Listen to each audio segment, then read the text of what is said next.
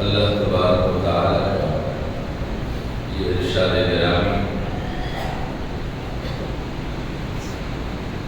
کہ ان لوگوں کی طرح نہ ہو جانا کہ جن کا دعوت تو یہ تھا کہ ہم نے سنا اور حقیقت یہ تھا کہ وہ سنتے ہی نہیں تھے، اور نہ سننے کا نتیجہ اللہ رب العزت نے ان کو کیا نام دیا؟ انہیں گنگا اور بہرے کا نام دیا، اور انہیں بدترین جانوروں میں سے کہلایا کہ ان شر الدواب عند اللہ، اللہ تعالیٰ کی یہاں بدترین جانور ہیں صم بکم الذین لا یعقلون، جو گونگے ہیں اور بہرے ہیں اور عقل کا استعمال نہیں کرتے، جبکہ پھر حقیقت اس کا مقصد یہ نہیں ہے کہ وہ لوگ نہ سننے کی صلاحیت رکھتے ہیں اور نہ بولنے کی صلاحیت رکھتے ہیں، وہ سنتے بھی ہیں اور وہ بول بھی سکتے ہیں، لیکن بیماری اس میں یہ ہوتی ہے کہ جو کچھ انہیں گوارا ہوتا ہے وہ سنتے ہیں، اور جو ان کی طبیعت کو لگتے ہیں وہ بولتے ہیں، اور جو چیزیں واقعاتاً سننے کی ہے وہ انہیں سننا گوارا نہیں ہوتا، اور جو باہم ایک دوسرے کو بولنے کی باتیں ہوتی ہیں وہ بولتے نہیں ہیں ان چیزوں کو، اور وہ اس لیے نہیں بولتے کہ انہوں نے سنا نہیں ہوتا۔ ہمیشہ دماغ کا جو حافظہ ہے وہ تب کسی چیز کو محفوظ اور ذخیرہ کرتا ہے جب اسے سنا جائے گا۔ جب وہ کچھ سنتا ہے غور سے تو پھر وہ دماغ میں جمع ہوتا ہے، ذہن میں محفوظ ہوتا ہے، اور پھر اس محفوظ ہونے کے بعد ذہنی طور پر اس کا جائزہ لیا جاتا ہے، اور پھر زبان کے ذریعے سے وہ باتیں باہر آتی ہیں، اور پھر ان سنی ہوئی باتوں کا باہم تجزیہ ہوتا ہے، تبصرہ ہوتا ہے، وہ اس کی اصل حقیقت کو پہنچتا ہے کہ ان باتوں کا مقصد کیا ہے۔ اور مومن کی خاصیت بھی اللہ رب العزت نے یہ بتائی ہے کہ الذین یستمعون القول فیتبعون احسنہ، کہ مومن ہر بات کو سنتا ہے لیکن ان تمام سنی ہوئی باتوں میں سے وہ اچھے کی پیروی کرتا ہے، بلائی کی پیروی کرتا ہے۔ یا پھر ایک معنی یہ بھی بتایا جاتا ہے کہ ہر سنی ہوئی بات کی حد الامکان وہ معقول ہو تو اس کی بہتر تعبیر کرتے ہیں، از خود اس کی ناجائز معنی اور ناجائز تعبیر نہیں نکالتے۔ اور ہمارے یہاں یہ بیماری عام ہے، چاہے وہ اہل علم طبقہ ہو یا بے علم، دونوں طبقوں میں یہ بیماری ہے کہ وہ ہر کسی کی سنی ہوئی بات کی من چاہی تعبیر پیش کرتے ہیں، حتی الامکان ان کے لیے کوئی مناسب تعبیر نہیں ڈھونڈتے، بلکہ جو اس کی طبیعت کو لگتا ہے وہی تعبیر اس کی بیان کرتا ہے، اور اس تعبیر کے نتیجے میں بہت سارے مثبت باتیں منفی بن کر سامنے آتی ہیں، اور اس عمل کو عموماً تأویل بالباطل کہا جاتا ہے۔ اور یہ تأویل بالباطل کا یہ مرض یہ طبقہ آزری کی بیماری ہے، اور آزری یہ آزر سے ہے، اور آزر کہتے ہیں حضرت ابراہیم علیہ السلام، کہ کوئی کہتے ہیں والد ہے، کوئی کہتے ہیں چاچا ہے، کوئی کہتے ہیں کہ سرپرست ہے۔ لہذا آزر کی یہ عادت تھی کہ وہ ہر بات کی ناجائز تعبیر کرتے تھے، اور سب سے بڑی ناجائز تعبیر اس کی یہ کہ حقیقی خدا کی موجودگی میں وہ خود اپنے ہاتھوں سے خدا تراشتے تھے، اور پھر لوگوں کو کہتے تھے کہ اب اسے لے جاؤ، لوگوں کے سامنے اس کے کرامات اور اس کے برکات اور یہ ساری چیزیں بیان کر کے انہیں لوگوں کے گلے باندھو، جبکہ حقیقی خدا کے وہ کلم منکر ہے۔ لہٰذا یہ طبقہ آزری کا پیشہ ہے، اور ہمیں اس پیشے کو اختیار نہیں کرنا چاہیے۔ مومن کی خاصیت حالات کا حقیقی جائزہ لینا ہے، کیونکہ افلا یتدبرون القرآن جو بار بار کہا جاتا ہے، ام علی قلوب اقفالها، یا پھر دلوں پہ تالا پڑ گیا ہے۔ اس کا مقصد یہ ہے کہ امت مسلمہ کے لیے سنجیدہ ہونا لازمی ہے، اور جب امت مسلمہ سنجیدہ ہو تو پھر امت مسلمہ دنیا کا وہ معتبر اور ممتاز طبقہ بن پائے گی جس معتبر اور ممتاز طبقے کی تربیت حضور نبی اکرم صلی اللہ علیہ وسلم نے فرمایا تھا اور ہمارے لیے معیار عمل ٹھہرایا ہو، جو صحابہ کرام۔ لیکن صحابہ کرام کے بعد کے جو ادوار ہیں، اگر ان کو 3 ادوار میں تقسیم کیا جائے، وہ خیر القرون کا زمانہ، پھر اس کے بعد کا زمانہ، پھر اس کے بعد کا زمانہ، اگر ان کو انتہائی وسعت کے ساتھ بیان کیا جائے تو یہ تبع تابعین تک چلا جاتا ہے، اور محدودیت کے لحاظ سے یہ حضرت عمر رضی اللہ تعالیٰ عنہ پر ختم ہو جاتا ہے۔ تو یہ 2 تعبیریں بیان کی جاتی ہے، اگر تبع تابعین تک بھی پہنچا دیا جائے اس کو وسعت دے کر، تو اس کے بعد سے امت مسلمہ کا ہاتھ دیکھا جائے تو ساری دنیا کے تاریخ میں سب سے زیادہ بظاہر مظلوم ترین قوم بھی امت مسلمہ، اور ایک اعتبار سے نہایت نامعقول قوم بھی امت مسلمہ۔ اور اس کی وجہ یہ ہے کہ ہم نے ہمیشہ اپنے فیصلے مسلم انانیت کی بنیاد پر کیے، اور جب ہمارے فیصلے مسلم انانیت کی بنیاد پر ہوں گی تو پھر ہمارے لیے ہمیشہ مذہب ہمیں جذباتی بنانے کے لیے استعمال کیا جائے گا، جس کے لیے مروجہ لفظ ہے ایموشنلی بلیک میلنگ۔ ہمیں ایموشنل بنا کر پھر بلیک میل کیا جاتا ہے، اور پھر ایسے ہی حالات میں ہم سے کام لیا جاتا ہے۔ جنگ عظیم اول کا جائزہ لیا جائے کہ جنگ عظیم اول شروع کہاں سے ہوئی تھی، کیسے شروع ہوئی۔ یہ ایک نیشنلسٹ گروہ کے ایک اقدام سے جب ہنگری کے تخت کے وارث کو قتل کیا گیا تو جرمنی نے اس اقدام کو غلط قرار دے کر ہنگری کی پشپناہی شروع کی،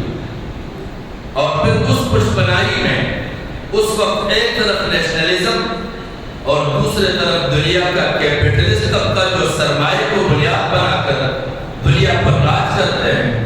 وہ طبقہ نبرد آزما ہوئی، اور پھر اس وقت کے خلافت عثمانیہ نے اس سرمایہ دار طبقے کو کچلنے کے لیے جرمنی کے ساتھ اتحاد کیا، اور پھر پوری دنیا کی سرمایہ داریت نے جرمنی کو اور ساتھ میں خلافت عثمانیہ کو کچلنے کا فیصلہ کیا۔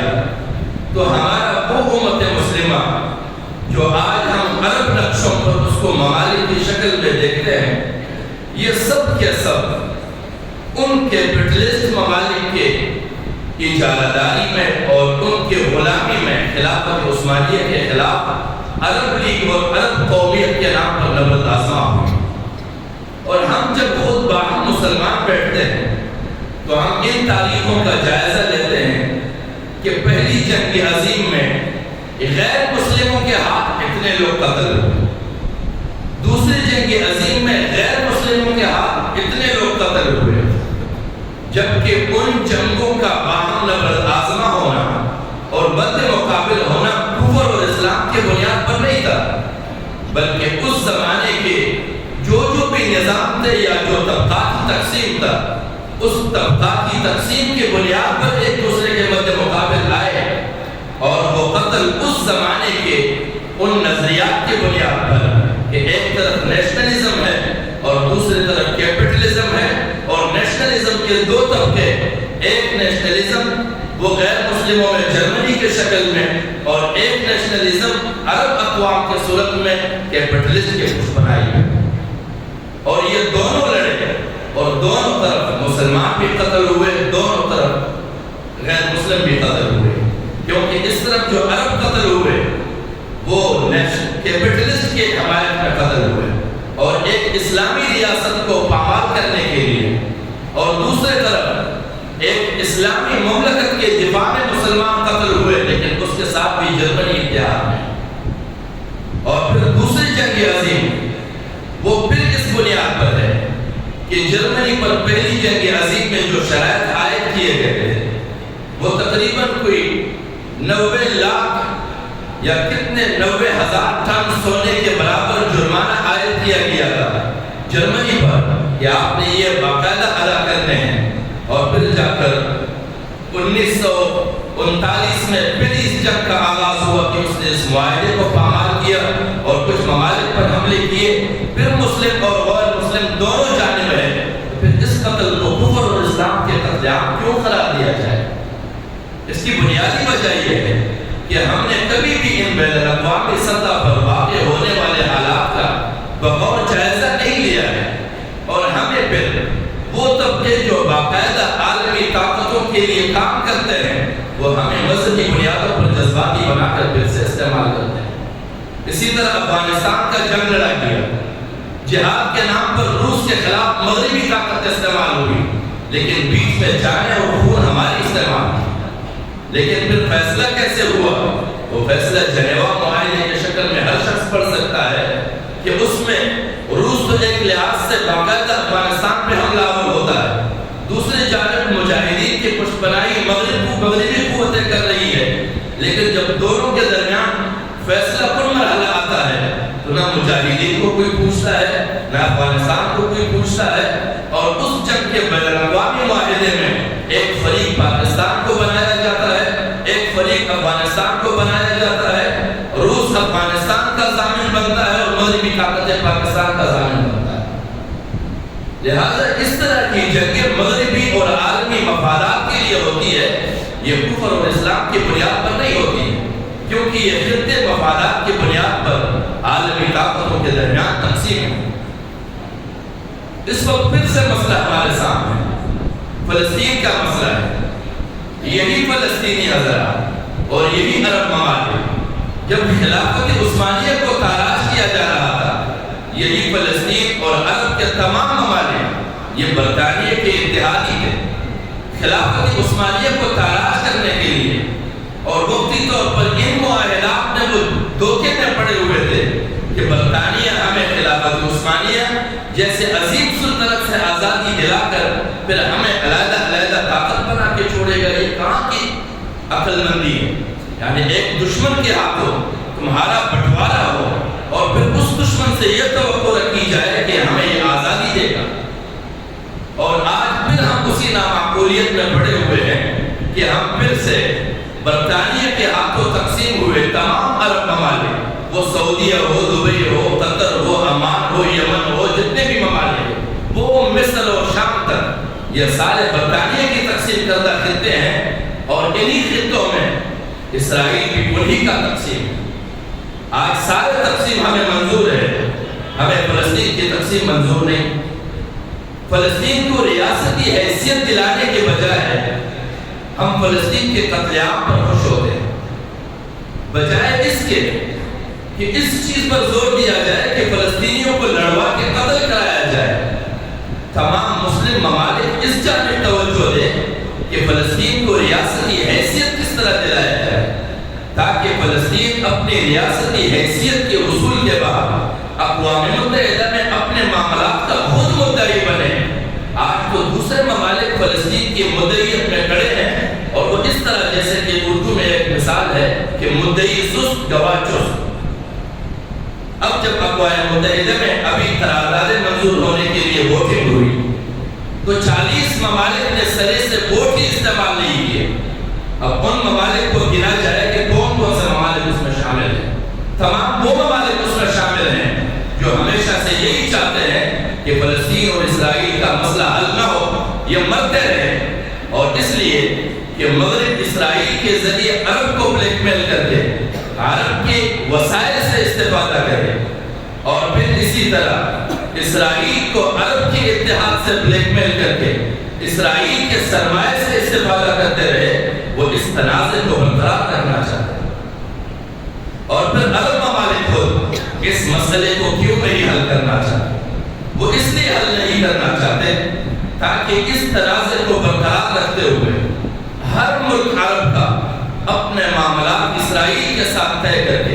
اپنے مستقبل کو مضبوط بنا کر ان کے سرمایہ کو یقینی بنائیں کہ ہمارے خطے میں اس کا استعمال کتنے مقدار پر ہوگا۔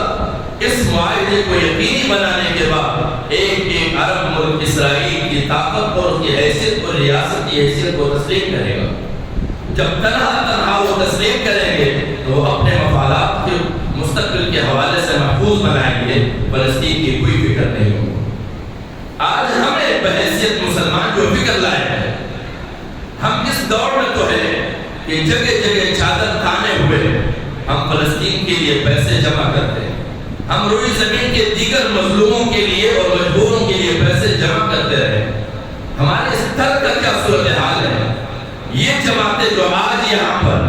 ہر جگہ جگہ چادر تانے کھڑے ہیں، کیا ہمارے ملک کے اندر مخلوق الحال انسانوں کی کمی ہے؟ ان کے لیے کبھی بھی ان کی غیرت جاگی ہے؟ کبھی بھی در کے حوالے سے انہیں مستقل مکانات دے کر ان کی مستقل پانی کی بندوبست کرنے کے لیے کبھی بھی کوئی متحرک ہوا ہے؟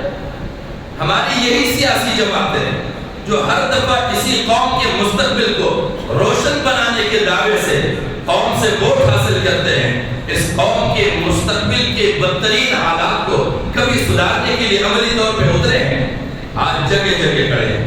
وحدت کے دعوے دار ہیں، ایک اسٹیج پر آج تک اکٹھے نہیں ہو سکے۔ ان کے جھوٹے ہونے کے لیے یہی کافی ہے کہ ایک ہی دن میں نکلتے ہیں، ہزاروں چوک پہ منتشر کھڑے ہوں گے، وحدت کا مظاہرہ کرنے سے یہ قاصر ہے۔